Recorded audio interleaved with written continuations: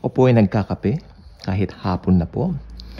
Medyo mahangin po at windy, no? Ng kaunti at malikabok. Pero hindi naman po ganoon ka lamig. Pero maganda lang po magkape-kape. Okay, ba't po tayo napunta sa kape? Okay. So, magpapasko na po. It only means one thing. Today is the 30th, so the last day of November. So tomorrow would be, what? The 1st of December. Palakpakan natin ang Panginoong Yesus. Sapagkat tomorrow, umpisa na po ng tinatawag na, ayan, or, anyway, the longest celebration naman doon ng Pasko sa Pilipinas starts in September. Pero what I mean, sa amin po kasi, pag December, mas feel mo na eh. Nandiyan na yung nagsha-shopping, punta na sa mga malls, di ba? Inahanda mo na yung mga pang Noche Buena, ano mo na lahat yan, no?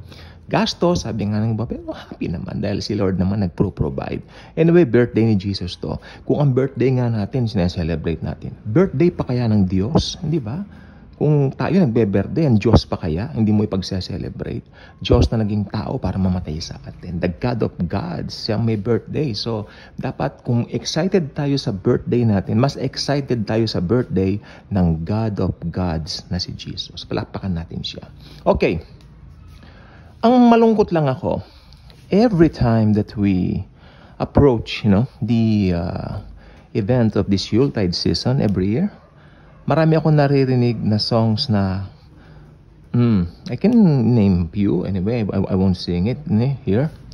Yung Santa Claus is Coming to Town, Rudolph the Red-Nosed Reindeer, ano pa, and many more songs that Frosty the Snowman, yun, and had been traditionally sung by millions of people since the past decades pa, no?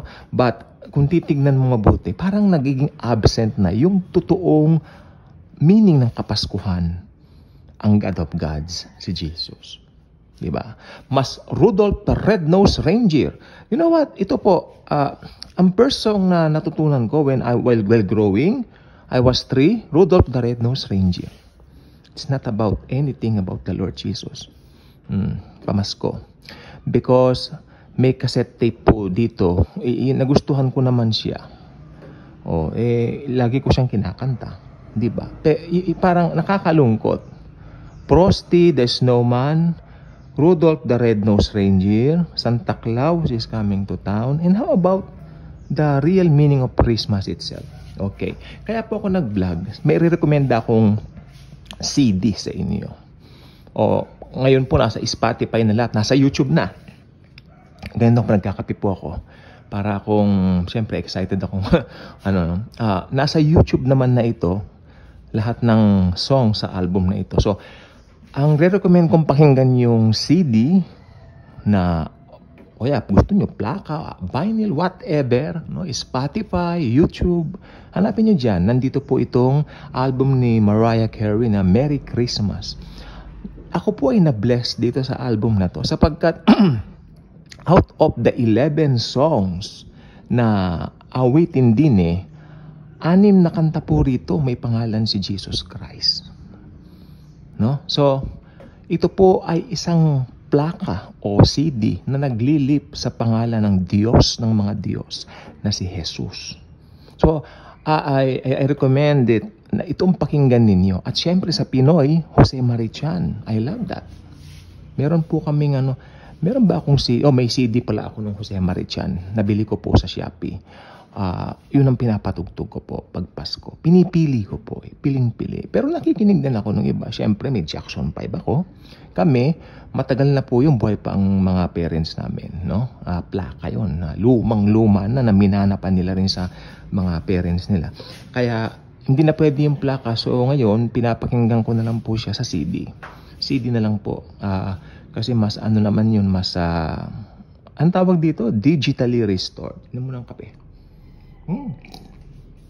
Ayun. And syempre, pero ako, top albums ko pag Christmas, Mariah Carey, Merry Christmas, at itong Jose Marichan.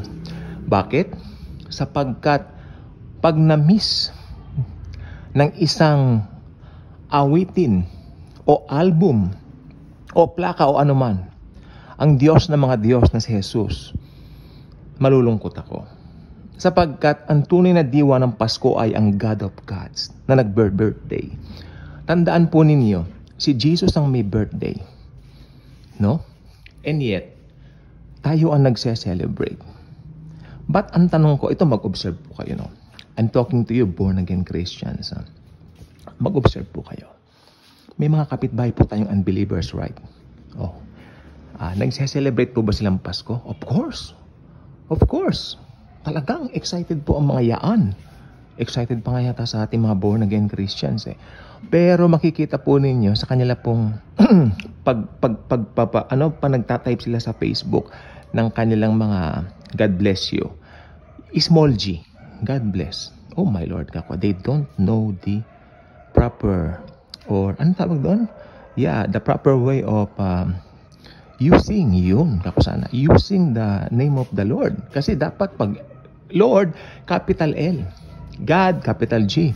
Jesus, capital J. Kaya na wag nating kalilimutan. So, ang nangyari po ngayon, baka unti-unti na pong namimiss. Ito, worried. Hindi po ako worried sapagkat I believe ang Panginoong Hesukristo hindi niya papayagan na mawala ang kanyang hindi naman po talaga mawawala ang pangalan ni Jesus. In fact, maski po si Satanas luluhod sa Panginoong Hesus pagdating ng araw. Okay? So, ang gusto ko lang po sabihin, obserbahan natin, lalo na malapit na pong mag-rapture. Obserbahan natin ang mga nangyayari sa paligid-ligid. Ano ba yung mga yan? At ano ba ang kanilang dahilan? Bakit sila nagse-celebrate? Yung mga worldly, yung mga taga-mundo, nagse-celebrate because of things, mga bagay. I mean, worldly. Gustong bumili ng ganito, gustong bumili ng ganyan. It's so sad. May bata po dito sa may banda po namin. Ayaw kausapin ng kanyang mga magulang kasi ayaw siyang bilihan ng ganitong gadget, ng ganon. Sa Pasko raw. Unang-una, kung titignan po natin mabuti, ano ba yung nais ng batang ito? Gadget. At kung alam naman namin ang background nila, they belong to the old religion, no? So, hindi nga sila believers. They're not born again Christians. At, yeah. Of course, they respect Jesus. Meron sila mga Belen, tipong mga Christmas tree, there, ganun. In fact, meron nga mga tawag dito, naglalakihang mga rebulto ngayon ng mga Belen, di ba? Magaganda po yun, ahanga po ko doon. Pero it's not about that. Pero kung isang tao, nakipag-isa na kay Kristo, siya ay bago ng nilalang. Ngayon, pag Pasko, excited tayo. Pag Pasko, ang unang ginagawa ko po, para po sa akin lalo kung pinag-aaralan nyo sa Bible yung pagkapanganak sa Panginoon. Binabasa ko po talaga yan. Titignan ko yung, hanggat baka may revelation ka, Lord, tungkol sa pagkapanganak mo, especially sa John chapter 1, no? Basahin niyo pong buo yung pagpasko, sapagkat in the beginning was the Word, and the Word was with God, and the Word was God, and the Word became flesh, kung tatalong ka ng verse 14. So, nandoon na po. Ngayon, November 30 po, ihanda na po natin ang ating mga bibilhin, no, na mga handa sa mga inaanak, ayan po ang payo ko po. At syempre, piliin po natin yung mga papatugtugin natin, isave na po natin sa Spotify natin, yung mga music natin. I just hope what you will save sa mga Spotify nyo at saka mga Apple Music nyo ay yung included talaga. Yung dahilan ng pagdiriwang ng Kapaskuhan. Sabi nga, we are the reason. I love that song by Martin Rivera, We Are the Reason. We are the reason why He came here and died. Did I get the lyrics right? Anyway, kung hindi man, nandoon naman yung diwa, nandoon na yung pinakatumbok ko doon na bumaba ang Diyos para mamatay sa krus. Naging tao. Bilang Diyos, hindi siya pwedeng mamatay because God of gods yan eh. God of the Milky Way, God of the galaxy, God of the universe. Pero naging tao siya para maging alay, perpektong alay. Kaya nga po incarnate mula po sa term na karne.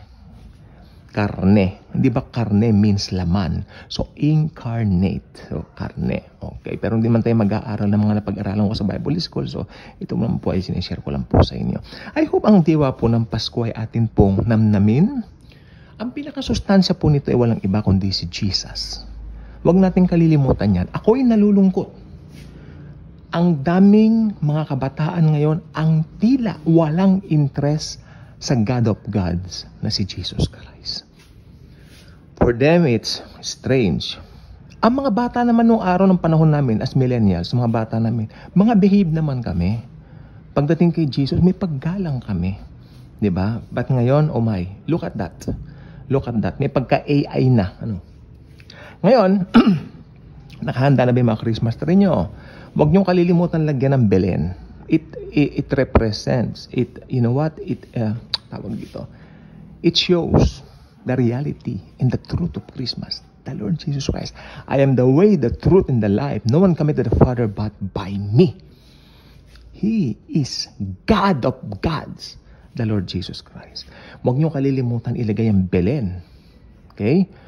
Yung baby Jesus. Yan ang baby Jesus. Ilagay niyo ang baby Jesus na estatwa. Yan ang nagpapakita na, hey, it's Christmas. The true meaning of Christmas is really celebrated in this home. Kasi ng mga taong pupunta, okay, they know the true meaning of Christmas. It's Jesus. Di ba? So, hindi na kung ano-ano pa. Again, sa music nyo naman, kung may mga CD kayo ng Mariah Carey, Merry Christmas na ganyan, ilabas na po ninyo. Tsaka Jose Marichan na ano yung album niya? Yung Christmas album niya. Kung ano man pamagat nun, ilabas na ninyo. At inyo na pong ay handa. Pwede nyo na pong i-play. Kasi basta si Jesus nalilip sa mga awitin, sa mga albums na yan, ako ay natutuwa at nagagala. Kaya kung hindi pa kayo nakasubscribe dito sa channel na ito, I invite you to do so. Click the notification bell. Share this video. Share the love of Jesus. Thank you, and as always and forever, Jesus, the God of gods, na magbe-birthday. Woohoo! Loves us all.